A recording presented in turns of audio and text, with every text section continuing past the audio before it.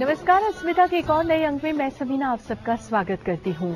एक रिपोर्ट के मुताबिक देश में स्त्री पुरुष अनुपात में और गिरावट आने की आशंका व्यक्त की जा रही है। रिपोर्ट के अनुसार प्रति 1000 पुरुषों पर औरतों की संख्या में कुछ कमी आ सकती है, जबकि 6 साल तक के आयु वर्ग के लिंग अनुपात में भारी कमी के संकेत मिल रहे हैं। एसआरएस आंकड़ों की माने तो 2004 से 2005 के 3 सालों में 1000 लड़कों पर सिर्फ 892 लड़कियां ही पैदा हुई।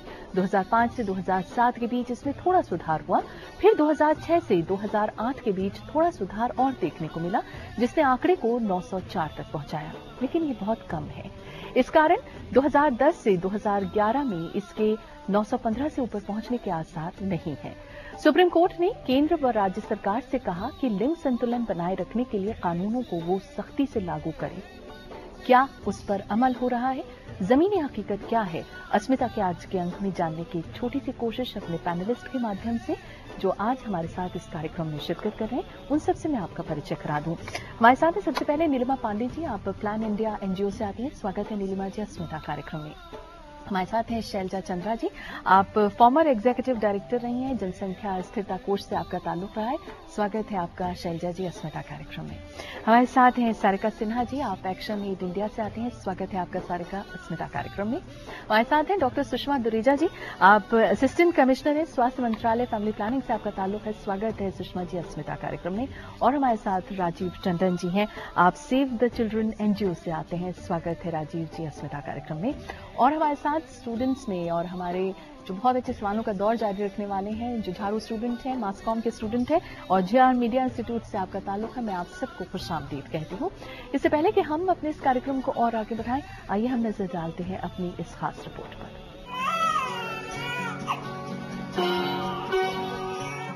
कोख में एक सदा जो आती है, सुनते ही रूह कांप जाती है। एक अधूरे से जिस्म की बच्ची अपनी सदात यूं सुनाती है। दिल ने चाहा अपनी माँ से मैं भी इजहारे आरज़ू कर लूं। जीने आया मौत से पहले अपने कातिल से गुफ्तगू कर लूं। मैं भी एक बात हूँ मोहब्बत की, दरमिया ही में टोकते क्यों हो? तुम हो माली तो फिर बताओ, मुझे फूल बनने से रोकते क्यों हो? ये चंद पंक्तियां उस घृणित अपराध की ओर इशारा करती हैं जिसे हम जानते हैं कन्या भ्रूण हत्या के नाम से। 68% साक्षरता दर से विश्व स्तर पर अपनी कामयाबियों का परचम लहराता भारत क्यों अब तक इस बुराई से निजात नहीं पा सका है? यूं तो ये विश्वव्यापी समस्या है, लेकिन तीसरी दुनिया के देशों में इसका भयावह रूप दिखाई देता है। वो भी तब जब आज हम स्त्री और पुरुष को बराबरी का दर्जा देने का दावा करते हैं, पर वास्तव में स्थिति इसके विपरीत है। यत्र नार्यस्तु पूज्यते रमन्ते तत्र देवता जैसी सोच रखने वाले हमारे अपने देश में ये सिलसिला क्यों अब तक जारी है? यह एक बड़ा सवाल है। आधुनिक तकनीक का फायदा उठाने से भी लोग नहीं चूकते। समय समय पर जारी होने वाली रिपोर्ट और सर्वेक्षण के नतीजे बताते हैं कि हमारे देश में कन्या भ्रूण हत्या के मामलों में कमी नहीं आ पाई है। अगर ये हत्याएं नहीं रुकती हैं, तो एक वक्त ऐसा आएगा जब शादियों के लिए लड़कियां ढूंढे भी नहीं मिलेंगी।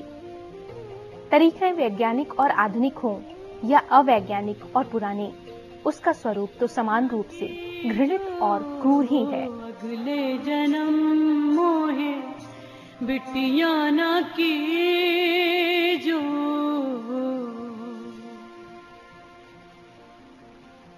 बोए जाते हैं बेटे, उगाती हैं बेटियां। जीवन भर आशीषा जाता है बेटों को, लेकिन अदम्य जिजीविषा के सहारे लहलहाती हैं बेटियां। महज एक टुकड़ा आकाश की ख्वाहिशमंद भला क्यों मारी जाती हैं बेटियां? अस्मिता के लिए कैमरा पर्सन सुशीता और संगमित्रा के साथ प्रियंबरा, लोकसभा टीवी। तो ये तो थी हमारी खास रिपोर्ट जो आप सबने देखी। नीलिमा जी, मेरा सवाल आपसे, स्वयंसेवी संस्थाएं काफी काम कर रही हैं, अगर इस दिशा में हम देखें तो किस तरह का रुझान आपकी नजर से गुजरा, और अगर खासतौर पे अगर हम पीएनडीटी एक्ट के आने के बाद एक बदलाव की अपेक्षा कर रहे थे? देखिए, हम लोग इस विषय पर जब से पीएनडीटी एक्ट हुआ तभी से नहीं, बहुत पहले से इस विषय के प्रति जागरूकता हो गई थी कि ये विषय बहुत गंभीर हो सकता है आगे चलकर। और बिहार में जब हमने काम शुरू किया था तब ये महसूस हुआ कि इस तरीके से माने ग्रास रूट पे, धरातल पे बहुत ज्यादा समस्या आ रही है। लोग जा करके, उस समय इन्फेंटिसाइड का बहुत प्रॉब्लम था, यानी कन्या शिशु की हत्या की जा रही थी बहुत ज्यादा। उसके बाद जब इन्फेंटिसाइड के मतलब वो बिल्कुल वैसे ना कि एक चीज पे जैसे हमने पैर लगाया तो दूसरी तरफ से वो चमड़ा सूखा हुआ उठ गया।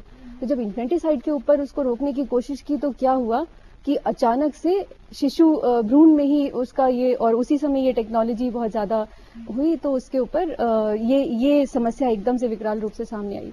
फिर एडवोकेसी भी बहुत चला और एक्ट बन गया।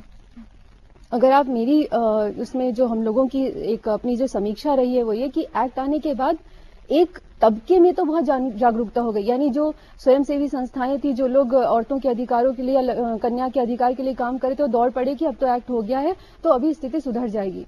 पर एक्ट का इम्प्लीमेंटेशन, उसकी एक बहुत बड़ी समस्या सामने, वो हम आज भी झेल रहे हैं। अभी 3 दिन पहले मैं एक लखनऊ में एक स्टेट मीटिंग थी, हमारा एक प्रोजेक्ट लॉन्च हुआ है लेट गर्ल्स बी बॉर्न, और उसमें ह्यूमन राइट्स कमीशन के एक बहुत गणमान्य व्यक्ति थे, और उनसे हमने कहा कि इस तरीके से इम्प्लीमेंटेशन नहीं हो रहा है, डॉक्टर्स अभी भी ये कर रहे हैं, तो आपका क्या कहना है, आप क्या कॉग्निजेंस में करेंगे?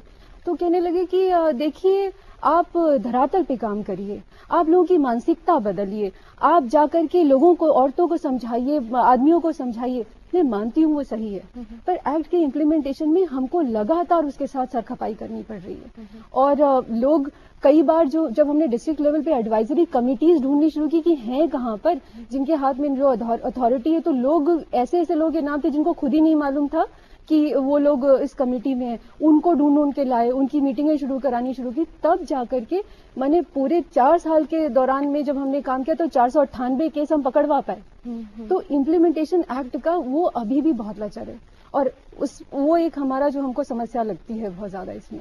पीएनडीटी एक्ट के बारे में आपने सुन लिया शैलजा जी, क्योंकि आपने तो काफी काम भी किया है और इस दिशा में आपका योगदान भी काफी सराहनीय रहा है। अगर हम इन एक्ट्स की बात करें या हम और उन तमाम चीजों की बात करें जिनकी वजह से कन्या भ्रूण हत्या रुकनी चाहिए, जैसे कि नीलिमा जी ने भी कहा, लेकिन वो सारा कुछ है, लेकिन अपेक्षित परिणाम से हम आज भी कोसों दूर हैं।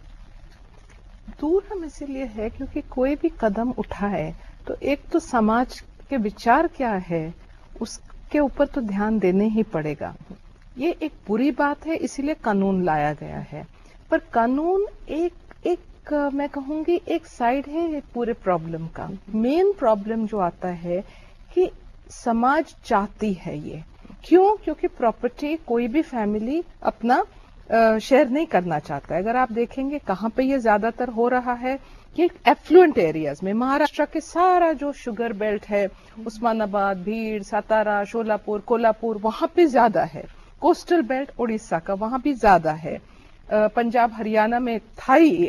अब इसके जो सामाजिक मैं कहूंगी बुनियाद ये है कि फैमिली चाहती है कि प्रॉपर्टी अपने ही पास रहे, और जैसे लड़की पैदा होगी उसके डाउरी के रूप में कुछ तो पार्ट करने पड़ेगा। तो ये जब तक टैकल नहीं करेंगे तब तक ये जितना भी आप पुलिसिंग करेंगे, करने तो पड़ेगा। आप इनकम टैक्स तो वसूल करेंगे और कोई केस रेड नहीं करेंगे तो कोई नहीं काबू में आएगा। सब कोई खुलेआम पैसे नहीं देते रहेंगे, आपको थोड़ा तो डर चाहिए। पर वो एक ही पहलू है। मैं समझती हूँ कि जब नेता, राज्य सरकार की मैं नेता कहती हूँ, जब पॉलिसीज बनते हैं तो इसके ऊपर बहुत कम ध्यान दिया जाता है। ये हाई प्रायोरिटी नहीं समझा जाता है। ये एक वोट बैंक के तरफ से तो बिल्कुल इसमें तो कोई वोट ना तो मिलना है ना तो इसकी बात होने वाली है। तो कोई भी जो नेता जो पॉलिसीज बनते हैं, ना तो ब्यूरोक्रेसी ना तो मिनिस्टर्स जो होते हैं राज्य सरकार के, समझते हैं कि इसके ऊपर ध्यान देना चाहिए। और इसका नतीजा क्या होगा अगर आप ध्यान नहीं देंगे उसके ऊपर कोई सोचता ही नहीं। बहुत अच्छी बात आपने कर दी। इसका नतीजा क्या होगा अगर ये बदस्तूर जारी रहा तो? सारिका है, सारिका, अगर हम आप ही की संस्था की बात करें, अंदरूनी इलाकों तक आप भी काम कर रहे हैं, सरकारी पॉलिसीज की बात जैसे कि नीलिमा जी ने भी की, बहुत अच्छी होती हैं, बहुत आगे तक के जाती हैं, लेकिन वहां जहां अंदरूनी इलाके हैं वहां इन पॉलिसीज का क्या रुख है?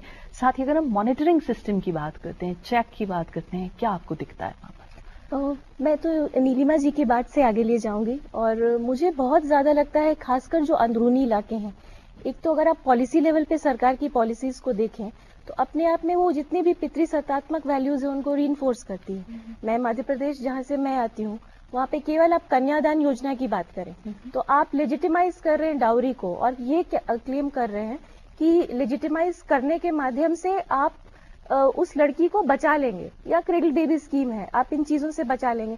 ये तो एक पॉलिसी सोच के तहत मैं बात कर रही हूँ, और इनमें कुछ योजनाओं की बहुत तारीफ हुई है, लाडली लक्ष्मी योजना जैसे है। और मेरा सवाल ये है कि जो जहां तक अगर आप परिणामी बजट्स देखें, अगर बजट एनालिसिस करें और जेंडर के स्तर पे करें, तो बहुत कम भाग है जो लोगों तक पहुंचता है। और मैं आपको बहुत खास बताऊं, मैं बहुत सरप्राइज होती हूँ ये देखकर, क्योंकि बेसिक सोशल सिक्योरिटी स्कीम्स जो लोगों तक पहुंचनी चाहिए थी वो तो नहीं पहुंचती है, लेकिन मोबाइल वैन्स जरूर पहुंच जाती है जो अल्ट्रासोनोग्राफी तुरंत करके देती है। तो ये बहुत सरप्राइजिंग है कि किसकी क्या मंशा है ना, उस पर बहुत सवाल है। मंशा ही में आपको बहुत ज्यादा खोट नजर आता है। सुषमा जी, अगर आपकी लिहाज से हम बात करें, क्योंकि आप गायनोकोलॉजिस्ट भी हैं और फैमिली प्लानिंग में भी हैं और स्वास्थ्य मंत्रालय के साथ काफी बहुत माइन्यूटली आप इस इशू को ऑब्जर्व कर रही हैं, बहुत से लोगों का ये कहना है कि कहीं ना कहीं जब हम लिंग परीक्षण की बात करते हैं तो डॉक्टर ज्यादा दोषी है बनिस्बत जो कराने पहुंच रहा है। तो क्या वजह है कि डॉक्टर्स के ऊपर वो चेक नहीं हो पा रही? नहीं, ऐसी बात नहीं है शमीना जी, मैं आपकी बात से बिल्कुल सहमत हूँ। डॉक्टर बिल्कुल दोषी है, मुख्य दोषी है इस बारे में। शायद वो पास होते वक्त जब उसने अपनी मेडिकल की पढ़ाई की थी, उस वक्त हिपोक्रेटिक ओथ ली थी कि मैं जो भी काम करूंगा समाज के हित में करूंगा। धीरे धीरे वो शायद इस बात को भूलता जा रहा है या भूल गया है, और इस लिंग परीक्षण के काम में वो अपने आप को लगाता जा रहा है। पर डॉक्टर ही हर तरफ से दोषी नहीं कहा जा सकता, उसके साथ साथ समाज भी इसके लिए काफी हद तक जिम्मेवार है। महिला जो इसकी आके जांच के लिए इच्छा रख रही है, या उसका परिवार जो उसको इस जांच के लिए ला रहा है, क्योंकि वो घर में एक कन्या का जन्म नहीं चाहते, वो भी काफी हद तक